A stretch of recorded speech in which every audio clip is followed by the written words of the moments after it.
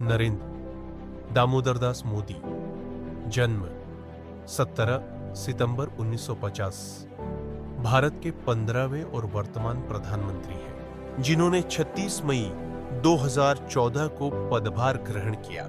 वे Bharatiya Janata party Bhajpa के प्रमुख नेता हैं और राष्ट्रीय स्वयंसेवक संघ आरएसएस के सदस्य रहे हैं। प्रारंभिक जीवन और शिक्षा। मोदी का जन्म गुजरात के मेहसाणा जिले के वडनगर में हुआ था। उनके पिता दामोदर दास मूलचंद मोदी चाय बेचते थे और नरेंद्र ने बचपन में उनकी सहायता की। उन्होंने वडनगर में अपनी प्रारंभिक शिक्षा पूरी की और बाद में दिल्ली विश्वविद्यालय से राजनीति विज्ञान में स्नातक और गुजरात विश्वविद्यालय से राजनीति विज्ञान में स्नातकोत्तर डिग्री प्राप्त की। राजनीतिक सफर। मोदी ने 8 वर्ष की आयु में आरएसएस से जुड़कर सामाजिक और राजनीतिक जीवन की शुरुआत की। वे 1970 के दशक में पूर्णकालिक प्रचारक बने। भाजपा में प्रवेश। 1982 में भाजपा में शामिल होकर उन्होंने संगठन में महत्वपूर्ण भूमिकाएं निभाई।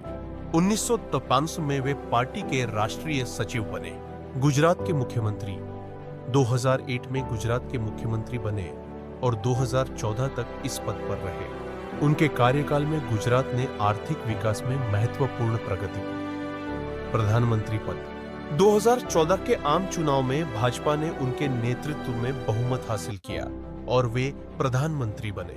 2019 और 2024 में पुनः चुनाव जीतकर उन्होंने लगातार 3 बार प्रधानमंत्री पद संभाला। प्रमुख योजनाएं और उपलब्धियां।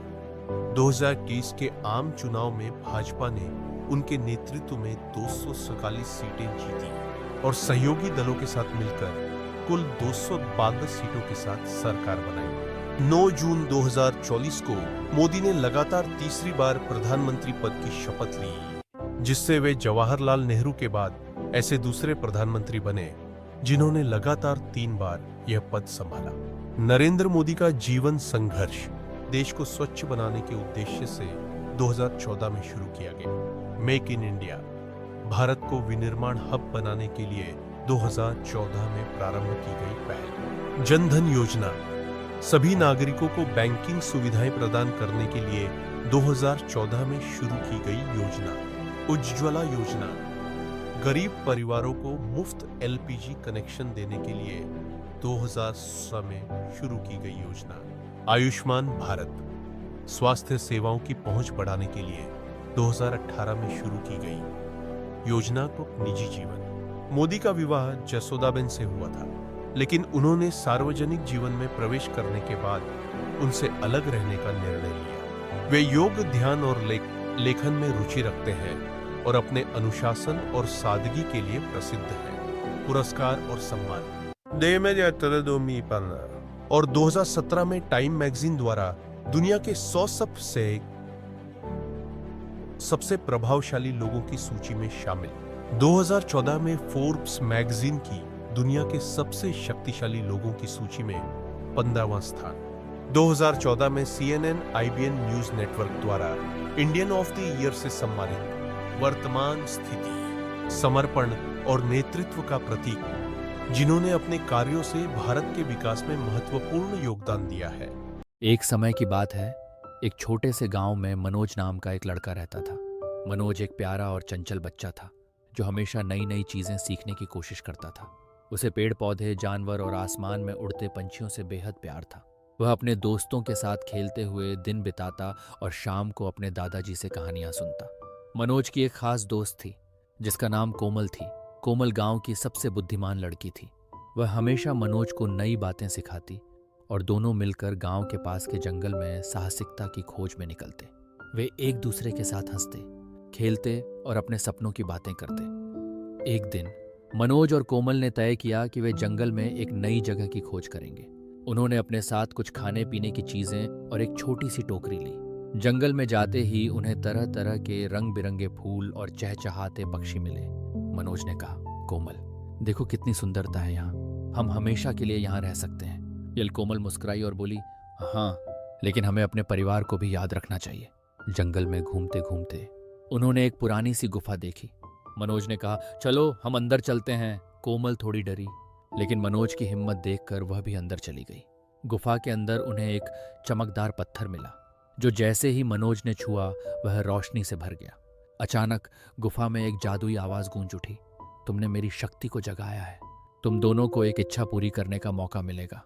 इलिया मनोज और कोमल ने एक दूसरे की ओर देखा और मनोज ने कहा, हम चाहते हैं कि हमारे गांव में सभी खुश रहें और एक दूसरे से प्यार करें। मेरी जादुई आवाज ने कहा, तुम्हारी इच्छा पूरी हुई। मेरी उस पल से गांव में खुशी और प्रेम का माहौल छा गया। सभी लोग एक दूसरे की मदद करने लगे और मनोज और कोमल के दोस्ती की मिसाल देने लगे। मनोज और कोमल ने सीखा कि सच्चा प्यार और दोस्ती ही सबसे बड़ी ताकत है। उन्होंने अपने गांव में खुशी फैलाने का काम जारी रखा और हमेशा एक दूसरे का साथ दिया। इस तरह मनोज और कोमल की कहानी ने गांव के लोगों को सिखाया कि प्यार और एकता से बड़ी मुश्किल का सामना किया जा सकता है।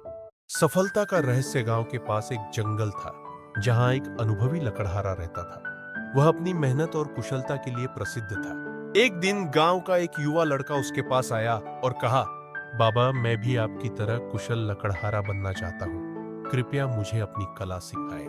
बुजुर्ग लकड़हारे ने उसे स्वीकार कर लिया और कहा, कल सुबह सूरज उगने से पहले आओ, हम काम शुरू करेंगे। अगली सुबह लकड़हारे ने लड़के को कुल्हाड़ी दी और कहा, इस पेड़ को काटो। लड़का जोश में था। उसने तेजी से कुल्हाड़ी चलानी शुरू की और दोपहर तक पेड़ काट दिया। दूसरे दिन लकड़हारे ने उसे एक और पेड़ काटने को कहा। लड़का फिर से जोश में काम पर लग गया, लेकिन इस बार उसे ज्यादा समय लगा। तीसरे दिन लड़का और धीमा हो गया। वह परेशान हो गया और लकड़हारे से बोला, बाबा, मैं पूरी मेहनत कर रहा हूं, फिर भी मेरी गति कम हो रही है। ऐसा क्यों हो रहा है? लकड़हारे ने मुस्कुराते हुए पूछा। तुमने अपनी कुल्हाड़ी को तेज किया? लड़का चौंक गया। नहीं बाबा, मैं तो बस पेड़ काटने में व्यस्त था, लकड़हारे ने समझाया। काम करने के साथ साथ अपने औजार को तेज करना भी उतना ही जरूरी है। यही कार्य प्रणाली का रहस्य है। अगर तुम बिना रुके सिर्फ मेहनत करते रहोगे तो थक जाओगे, लेकिन सही तरीके और योजना के साथ काम करोगे तो सफलता अवश्य मिलेगी। लड़के ने सीख लिया कि मेहनत के साथ साथ सही रणनीति और उपकरणों को सुधारना भी सफलता का महत्वपूर्ण हिस्सा है। शिक्षा सिर्फ मेहनत ही नहीं, बल्कि सही कार्य प्रणाली और योजना के साथ काम करने से सफलता मिलती है। समाधान: सातपुते याकडे सुमारे 5 एकर जमीन होती. पारंपरिक पद्धतीने ऊस लागवड केल्यामुळे दरवर्षी खर्च अधिक आणि उत्पादन कमी होत होते. यामुळे ते शेतीतून चांगला नफा मिळवू शकत नव्हते. सतत वाढणाऱ्या पाण्याच्या टंचाईमुळेही त्यांना अडचणी येत होत्या. या समस्यांवर तोडगा काढण्यासाठी त्यांनी आधुनिक शेतीचे तंत्रज्ञान आणि पद्धती आत्मसात करण्याचा निर्णय घेतला.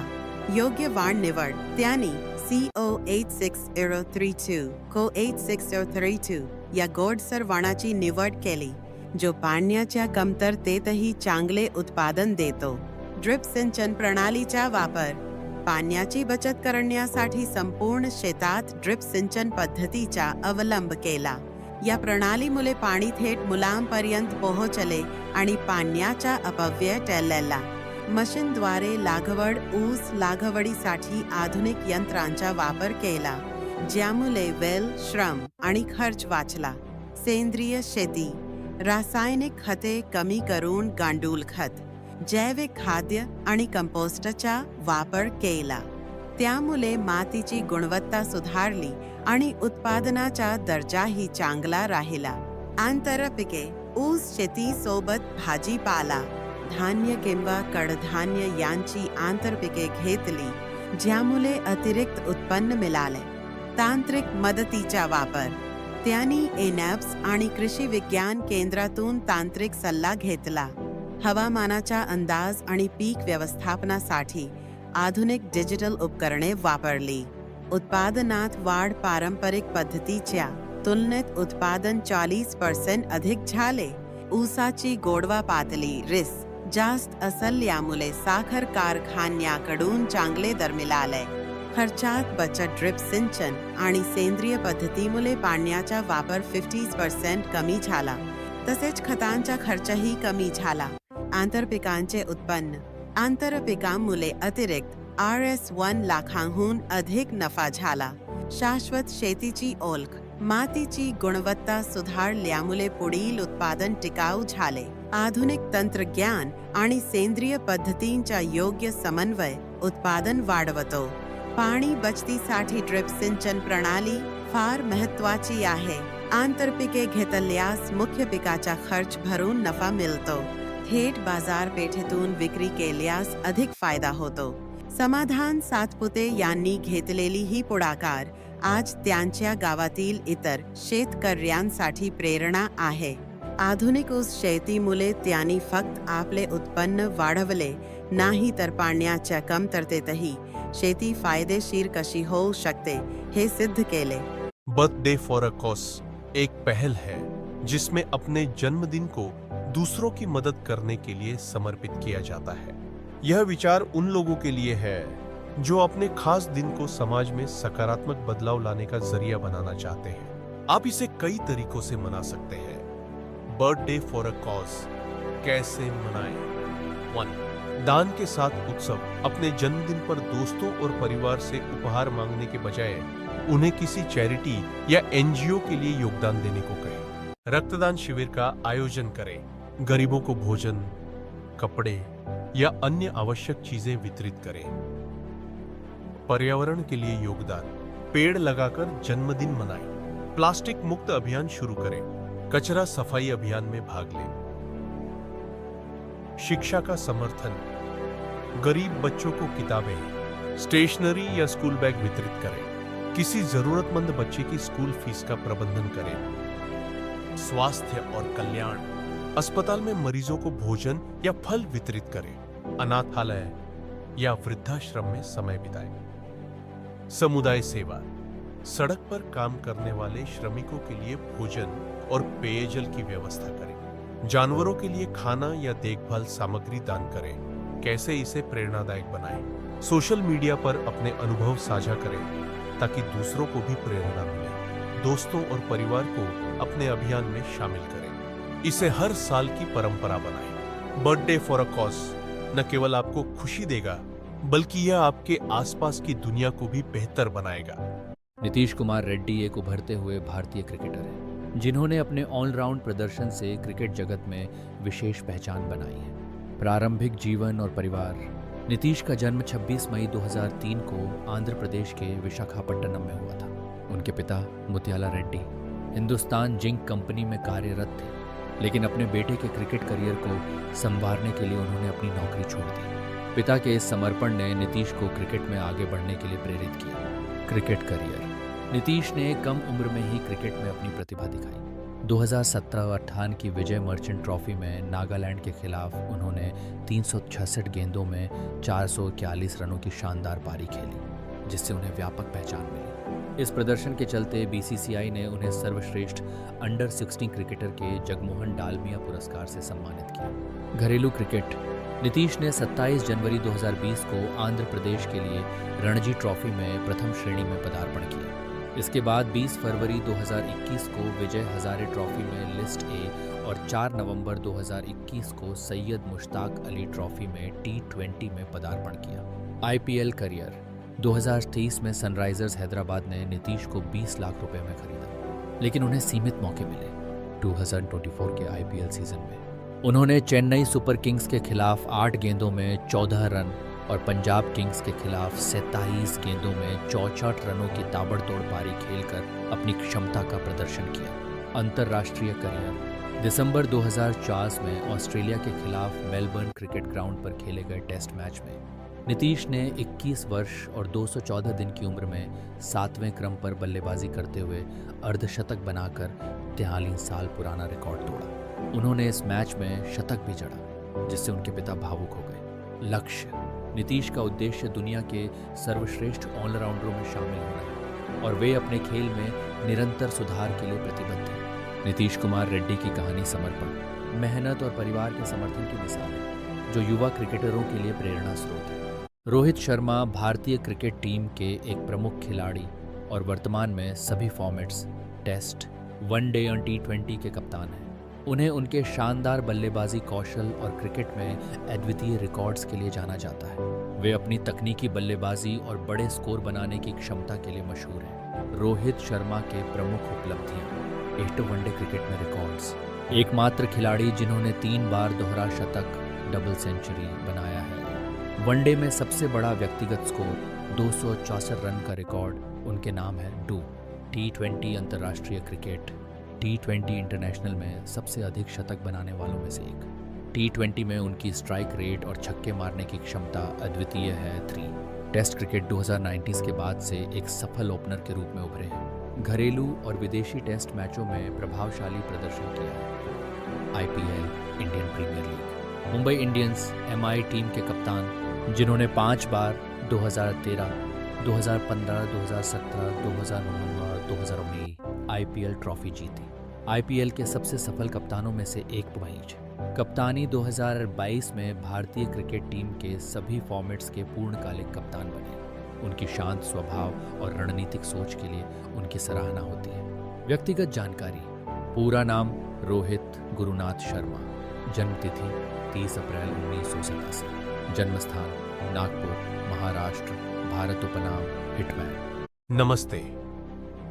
आज की ताजा खबरें इस प्रकार है। 06/01/2004 राष्ट्रीय समाचार। बांग्लादेशी जजों का भारत दौरा रद्द। बांग्लादेशी सरकार ने अपने जजों का भारत में ट्रेनिंग कार्यक्रम रद्द कर दिया है, जिससे दोनों देशों के रिश्तों में तल्खी बढ़ सकती है। अंतर्राष्ट्रीय समाचार। यूक्रेन का रूस पर जवाबी हमला। यूक्रेन ने रूस के कुर्स्क क्षेत्र में जवाबी हमला शुरू किया है, जिससे दोनों देशों के बीच तनाव और बढ़ गया है। मनोरंजन। पुष्पा 2 की बॉक्स ऑफिस सफलता। अल्लू अर्जुन और रश्मिका मंदाना की फिल्म पुष्पा 2 ने 32 दिनों में 194 करोड़ रुपए की कमाई करते हुए शाहरुख खान की पठान को पीछे छोड़ दिया है और यह हिंदी में तीसरी सबसे अधिक कमाई करने वाली फिल्म बन गई है। खेल। टीम इंडिया की हार। सिडनी टेस्ट में भारतीय टीम को ऑस्ट्रेलिया के खिलाफ हार का सामना करना पड़ा है, जिससे वर्ल्ड टेस्ट चैंपियनशिप के फाइनल में पहुंचने की उम्मीदों को झटका लगा है। स्वास्थ्य। HMPV वायरस का खतरा। चीन में HMPV वायरस के बढ़ते मामलों के बीच भारत में भी सतर्कता बढ़ाई गई है। दिल्ली सरकार ने इससे संबंधित गाइडलाइंस जारी की है और लोगों को सावधानी बरतने की सलाह दी गई है। HMPV का मतलब ह्यूमन मेटापन्यूमोवायरस है। यह एक वायरस है जो मुख्यतः श्वसन तंत्र रेस्पिरेटरी सिस्टम को प्रभावित करता है। HMPV निम्नलिखित समस्याओं का कारण बन सकता है: सामान्य सर्दी, कॉमन कोल्ड, 2 ब्रोंकाइटिस, 3 न्यूमोनिया, 4 श्वसन संक्रमण, रेस्पिरेटरी ट्रैक्ट इन्फेक्शंस। यह वायरस बच्चों, बुजुर्गों और कमजोर इम्यून सिस्टम वाले व्यक्तियों में अधिक गंभीर हो सकता है। इसके लक्षण आमतौर पर फ्लू या सर्दी जुकाम जैसे होते हैं, जैसे बुखार, खांसी, गले में खराश, नाक बहना या बंद होना, सांस लेने में दिक्कत। HMPV का इलाज आमतौर पर लक्षणों को कम करने पर आधारित होता है, क्योंकि इसका कोई विशिष्ट एंटीवायरल उपचार नहीं है। अगर लक्षण गंभीर हों तो कोलकाता नाम का अर्थ और उत्पत्ति कई सिद्धांतों पर आधारित है। इसका संबंध प्राचीन इतिहास, संस्कृति और स्थानीय परंपराओं से है। कोलकाता नाम के संभावित अर्थ और उत्पत्ति। एन काली देवी से संबंधित। कोलकाता का नाम देवी काली के प्रसिद्ध मंदिर काली घाट से जुड़ा हुआ माना जाता है। यह स्थान देवी काली की पूजा के लिए प्रसिद्ध है और काली से कोल और काता का क्षेत्र शब्द बना। अर्थ: काली का स्थान। तो कोलिकाता गांव से प्रेरित। कोलकाता के पुराने नाम कोलिकाता से यह नाम आया है। कोलिकाता 3 प्रमुख गांवों में से एक था: कोलिकाता, सुतानुटी, गोविंदपुर। इन गांवों के आधार पर कोलकाता शहर का विकास हुआ। बंगाली भाषा में अर्थ। बंगाली में कोल का मतलब है पृथ्वी या चावल और काता का मतलब है काटना या प्रसंस्करण करना। यह क्षेत्र एक समय धान और चावल की खेती के लिए प्रसिद्ध था। अर्थ: धान को प्रसंस्करण करने वाला स्थान। व्यापार और व्यवसाय। कुछ इतिहासकारों का मानना है कि कोलकाता का नाम कलकत्ता शब्द से जुड़ा है, जो व्यापार और व्यवसाय के लिए प्रसिद्ध था। ऐतिहासिक संदर्भ: 1649 में ब्रिटिश ईस्ट इंडिया कंपनी ने कोलकाता को अपनी राजधानी के रूप में चुना। बाद में इसे कलकत्ता के नाम से जाना गया और 2008 में इसका आधिकारिक नाम बदलकर कोलकाता कर दिया गया। निष्कर्ष: कोलकाता का अर्थ मुख्य रूप से देवी काली से जुड़ा हुआ है और यह शहर भारतीय संस्कृति, इतिहास और परंपरा का प्रतीक है।